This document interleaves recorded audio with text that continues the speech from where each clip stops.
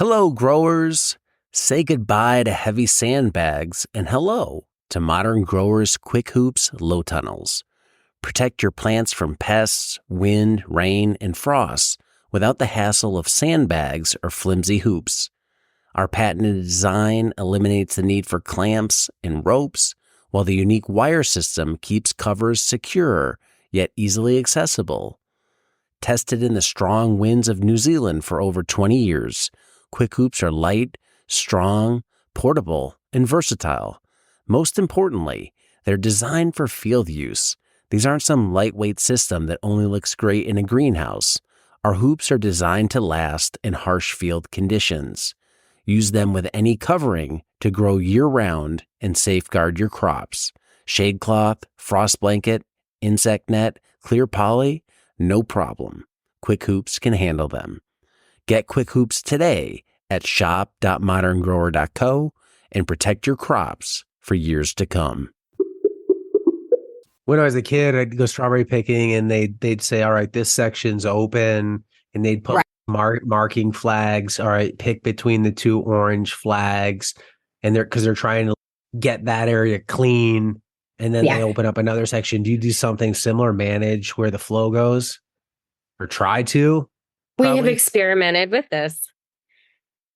We have experimented with that.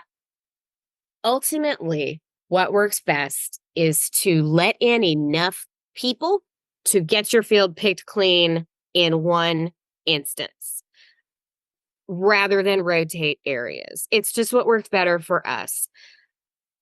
No amount of ropes or signs has stopped our visitors from going into any area that they have wanted to go into. That's where the good stuff is, right? Yeah. That's where they keep the good stuff. They don't want me back here. Yeah. So if you had 8 carrot beds, is it just they're all fair game right away? All fair game. Yes. And that's not ideal, but we have not found a better way to do it.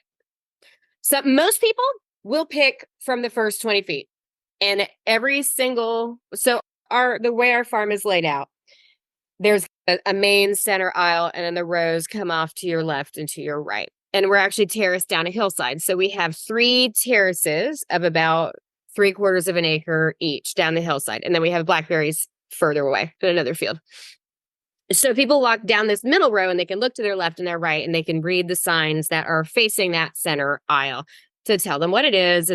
Every sign has picking instructions. It's got a little QR code that takes you to a YouTube video of me demonstrating how to pick it, right? We try to give as much information as we possibly can.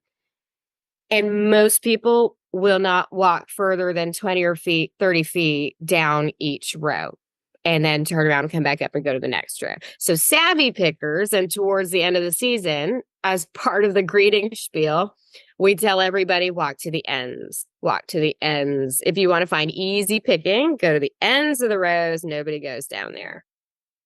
I'm looking at your presentation here that you'd sent me. So your revenue per foot range, for at least on the data here, $22.56 on cherry tomatoes, down to $4.70 per melons. So cherry tomatoes crush it.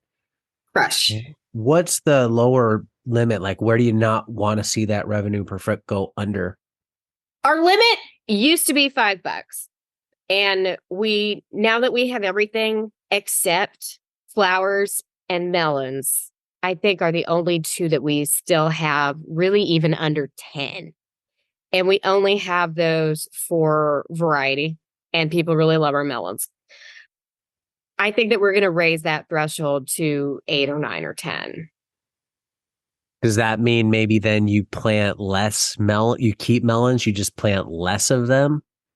What I'm really trying to do is, so the exercise that we do qualitatively during the picking season is we want to walk through the field and we want to observe, was every crop picked clean? So the crops that have been picked clean, are they high revenue or are they low? So a crop that was picked clean and yields high revenue, plant more, right? Cherry tomatoes are a good example because They're high revenue, but they're never picked clean. I can't plant more. They're like, I've reached the limit. I've pushed. The only way that I can make more on cherry tomatoes is if I let more people in to pick them. So we always want to make sure that we're observing what's picked clean over the season. It's qualitative observations. If a crop is picked clean and it's a high revenue per foot crop, I want to plant more of it. I'm going to plant more of it and more of it until I observe that it's no longer picked clean, right? Okay, let me pause you there. By pick clean, do you define it as literally like pretty much nothing left? I mean, everything that was, in the case of a squash or a pepper, you get to where they're just nubs and nobody gets a good pick at that point, right? If people are picking peppers that are the size of my thumb, I need to plant more peppers. And that's, in fact, what we have done with peppers over the years, because even though now we have so many peppers, we have far more peppers than people are able to pick. You need to have that number of pepper plants in order for people to find the large ones. Good ones. Okay, got it. Okay. So okay. if it is picked clean, but it's a low revenue per foot, then we have to use strategies to think about how we can increase that revenue per foot, right? Can I plant them closer together? Are they spaced too far apart and I can condense them? Do I need to find a better variety that is going to produce more? That kind of thing. If it's not picked clean, every pick, and it is a low revenue per foot crop, it's toast. I'm not growing that anymore. But if the What's one that you've low revenued out? that would be like the kale, Okay. radishes. They don't make much. People don't really want them in this context anyway. But a crop that has not been picked clean but makes a lot of money, so you just have that money sitting there, right? You've got to increase the number of pickers. That's like with cherry tomatoes. We just want to throw as many people at cherry tomatoes as we can because they're not getting picked clean ever, but they make so much money. That money is just sitting there on the plants. So you can increase the number of pickers, or you can improve the picking experience. In a situation where I've got cucumbers that the grass has grown up in the middle of the row, we don't have this problem anymore now that we use landscape fabric between the rows in the middles. But before, high grass will stop people in their tracks, which is understandable. And so they're not picking the cucumbers on the back 50 feet of this row because they don't want to walk through the grass. So I got to improve that picking experience by making sure I keep it mowed, weeded, that kind of thing.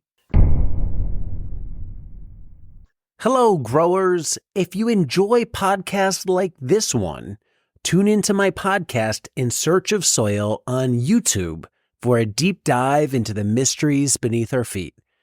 Join me as I explore topics such as mycorrhizal fungi, mushrooms, compost, biochar, and more.